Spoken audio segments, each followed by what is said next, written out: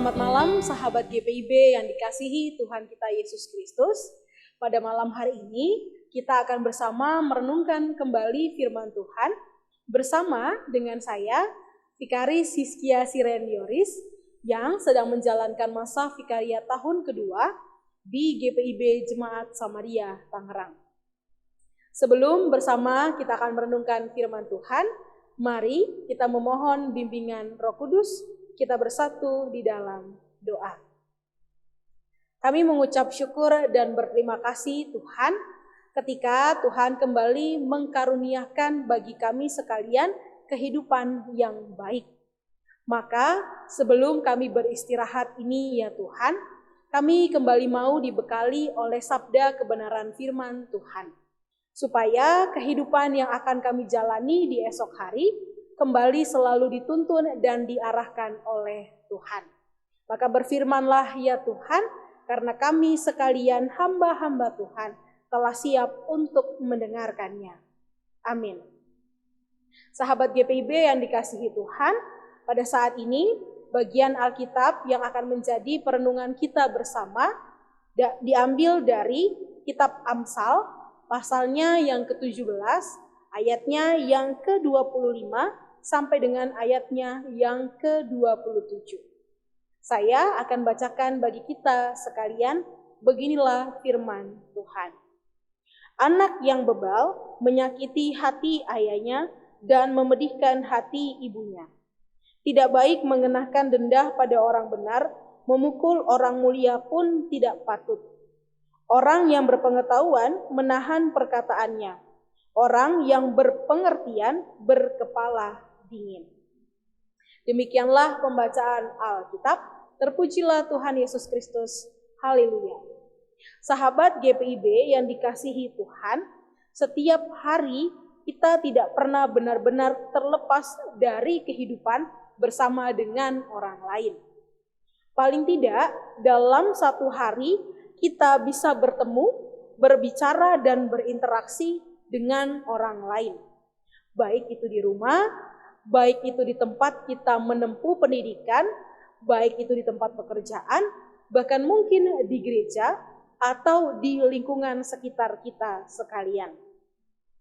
Tapi ada kalanya kalau kita berinteraksi, berkomunikasi dengan sesama kita, kalau tidak menggunakan cara yang tepat, maka akhirnya interaksi tersebut akan justru membuat kita lelah dan jenuh.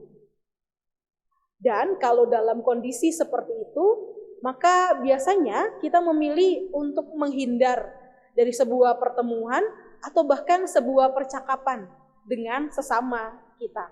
Kita akan memberikan waktu bagi diri kita sendiri untuk beristirahat dari segala macam pertemuan dan interaksi dengan sesama kita. Hal itu tidak salah ketika memberikan ruang bagi kita untuk berhenti sejenak dari berbagai macam interaksi. Tetapi kalau akhirnya kita merasa nyaman dengan kesendirian, akhirnya kita memilih untuk tidak ingin sama sekali untuk berinteraksi dengan sesama kita. Bahkan kita menghindari setiap relasi yang hadir dalam kehidupan kita sekalian. Oleh karena itu, kita tahu sekalian bahwa kitab Amsal ini merupakan kitab hikmat. Maka pada saat ini kita bersama akan diingatkan untuk cara berhikmat dalam hal berdampingan atau bahkan berelasi dengan sesama kita. Bagian Amsal ini pada bagian yang pertama mengingatkan kita sekalian. Ketika kita hidup berdampingan dengan sesama kita, maka harusnya kita bukan menjadi orang yang bebal. Bebal bukan berarti kita kurang pintar. Tetapi dalam kehidupan sehari-hari, kebebalan ini dapat terlihat ketika seseorang sulit mengendalikan diri, keras kepala, tidak mau menerima masukan, bahkan bertindak tanpa memikirkan perasaan orang lain. Maka ketika bagian Amsal ini disampaikan, ini menjadi pengingat bagi kita sekalian. ketika hidup menjadi orang yang bebal, bukan hanya akhirnya kita menjauh dari relasi dengan sesama, tetapi itu juga menjadi dampak yang tidak baik dalam kehidupan kita bersama dengan keluarga. Maka ketika kita berdampingan dengan sesama, berinteraksi, berelasi dengan siapapun, mari kita tidak menjadi orang yang bebal. Bagian kedua dalam kitab Amsal ini mengingatkan bahwa ketika kita hidup bersama dengan orang lain, kita berdampingan dengan sesama kita, maka baiknya kita belajar untuk menahan diri dan tidak terburu-buru dalam memberikan sebuah penilaian. Tidak semua hal dalam kehidupan kita ini harus langsung diberikan komentar. Bahkan tidak semua perkataan orang lain itu harus kita tanggapi secara cepat. Kadang-kadang kita perlu waktu untuk berhenti sejenak, mencoba memahami setiap perkataan yang kita terima. Lalu kita bisa memberikan sebuah penilaian. Karena bisa jadi informasi yang kita terima atau informasi yang kita dengar hanya sebagian kecil dari sebuah informasi yang luas. Maka ketika kita menahan diri, maka itu akan memberikan ruang bagi diri kita sendiri untuk mencerna informasi dengan tepat. Sebelum akhirnya kita memutuskan akan bertindak seperti apa. Jadi bagian yang kedua ini mengingatkan kita sekalian untuk belajar berhikmat dengan cara menahan diri ketika kita hidup berdampingan dengan sesama kita. Lalu bagian yang ketiga mengingatkan kita sekalian untuk belajar menjaga perkataan dan hati kita. Amsal mengingatkan bahwa orang yang berpengetahuan mampu untuk menahan perkataannya. Artinya, seharusnya semakin dewasa seseorang, ia semakin tahu kapan harus berbicara dan kapan ia harus diam. Tidak semua yang ada dalam pikiran harus keluar melalui perkataan kita. Apalagi kalau sedang dalam kondisi hati yang tidak tepat. Di saat pikiran tidak bisa berpikir dengan jernih, maka di saat itulah kita harus berhati-hati dalam menyampaikan sebuah perkataan. Karena bisa jadi perkataan tersebut dapat menyakiti hati orang lain. Dan akhirnya berdampak pada relasi kita dengan sesama kita. Karena itu, ketika kita sudah melihat dari bagian kitab Amsal, maka bagian ini mengingatkan bahwa hidup berdampingan dengan orang lain bukan berarti kita harus selalu berbicara, selalu setuju, atau selalu mengikuti kemauan orang lain. Hidup berdampingan ini membutuhkan kemampuan untuk mengendalikan diri, memahami orang lain, dan menggunakan hikmat dalam setiap perkataan dan tindakan yang kita lakukan. Dengan demikian, kalau 3 hal ini sudah mulai kita latih dalam kehidupan kita sehari-hari, maka relasi itu tidak menjadi hal yang melelahkan, tetapi justru menjadi hal yang menyenangkan dan kita dapat menikmatinya. Maka kita juga diingatkan, kalaupun memang kita butuh waktu untuk beristirahat dalam setiap relasi yang ada dengan sesama kita, maka pakailah waktu istirahat itu juga dengan cara yang tepat. Bukan akhirnya memutuskan untuk tidak ingin sama sekali berinteraksi atau bahkan berhubungan, bahkan juga berelasi dengan siapapun. Maka dari bagian ini, ketika dalam 1 hari ini kita sudah melewati segala bentuk berbagai macam relasi dengan sesama, perjumpaan dengan mungkin orang-orang yang baru, maka kiranya dari firman Tuhan ini sebelum kita beristirahat, ini menjadi bagian bagi kita sekalian untuk menenangkan diri kita. Supaya kita kembali siap di hari esok untuk menghadapi perjumpaan yang baru dengan setiap sesama kita yang Tuhan hadirkan bagi kita. Dan ingat, kita diminta untuk selalu berhikmat dalam berhubungan dengan sesama kita, baik dalam lingkup keluarga, baik juga dalam lingkup teman-teman di pendidikan, baik juga dalam lingkup rekan-rekan pekerja, dan juga dalam lingkup sebagai rekan sepelayanan atau bahkan dalam lingkup sosial.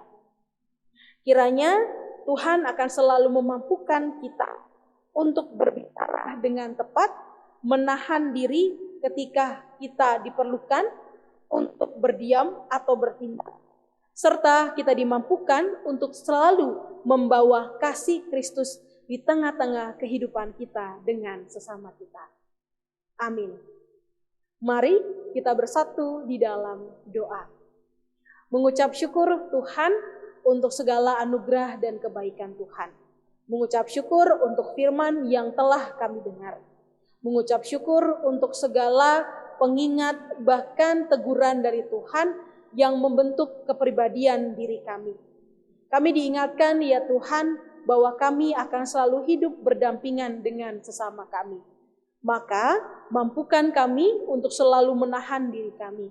Mampukan kami untuk selalu sedia menjadi pendengar.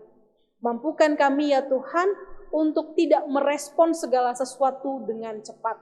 Tetapi mampukan kami untuk selalu mempertimbangkan setiap perkataan dan tindakan kami.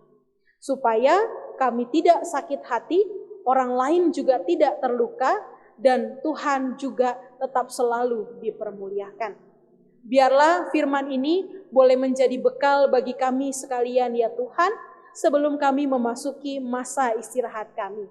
Supaya bekal ini kami ingat dan kami bawa ketika kami akan menjalani hari yang baru bersama-sama dengan Tuhan. Supaya ketika kami bertemu dengan sesama kami dapat menerapkan cara ini dengan baik dan penuh dengan hikmat. Dan pada saat ini ya Tuhan, kami menyadari bahwa kami adalah orang-orang yang hidup juga untuk sesama kami. Maka kami berdoa ya Tuhan bagi segenap keluarga kami. Kiranya mereka selalu Tuhan pelihara dan jaga, sehingga mereka boleh menjadi keluarga yang selalu menopang setiap kehidupan kami. Kami juga berdoa bagi gereja kami, secara khusus GPIB. Kiranya karunia dan kasih Tuhan selalu menaungi gereja kami ini ya Tuhan. Supaya dimanapun Tuhan tempatkan GPIB untuk menjalankan pelayanan, kiranya hanya misi Allah yang menjadi misi yang kami jalankan secara bersama-sama. Dan kiranya misi itu kami jalankan dengan penuh hikmat kebijaksanaan. Supaya hanya nama Tuhanlah yang dipermuliakan dalam setiap pelayanan yang kami jalani. Kami juga berdoa ya Tuhan untuk bangsa dan negara kami Indonesia. Kiranya Tuhan selalu mengulurkan tangan kasih Tuhan bagi bangsa kami Indonesia. Kiranya Tuhan mengaruniakan kepada kami pemulihan, supaya kami boleh kembali merasakan kehidupan yang penuh sukacita dan damai sejahtera. Mampukan setiap kami yang hadir ini sebagai masyarakat yang penuh dengan hikmat dan kebijaksanaan. Supaya dalam hidup kami juga selalu memancarkan kasih Tuhan. Jadikanlah kami sebagai saluran berkat ya Tuhan, ketika banyak orang atau bahkan banyak bagian-bagian dari sesama ciptaan yang membutuhkan pertolongan. Supaya ya Tuhan, hikmat kami ini kami pergunakan dengan tepat dalam kehidupan bersama dengan sesama kami maupun dengan seluruh ciptaan yang ada di dalam kehidupan kami. Inilah diri kami ya Tuhan, yang kami serahkan sepenuhnya dalam tangan kasih Tuhan. Karuniakanlah kami selalu roh dan hikmat, supaya kehidupan kami selalu dapat memancarkan karakter Kristus di dalamnya. Maka ya Tuhan, inilah diri kami, ketika kami akan beristirahat, kiranya Tuhan selalu mengkaruniakan kepada kami hikmat dan ketenangan. Supaya istirahat ini dapat kami nikmati dan kami dapat mengaruniakan kembali hari yang baru dengan penuh sukacita dan syukur. Dan doa ini ya Tuhan kami alaskan hanya di dalam nama Tuhan Yesus Kristus, Sang Juru Selamat dalam segala kehidupan kami. Amin. Selamat malam, Tuhan Yesus memberkati.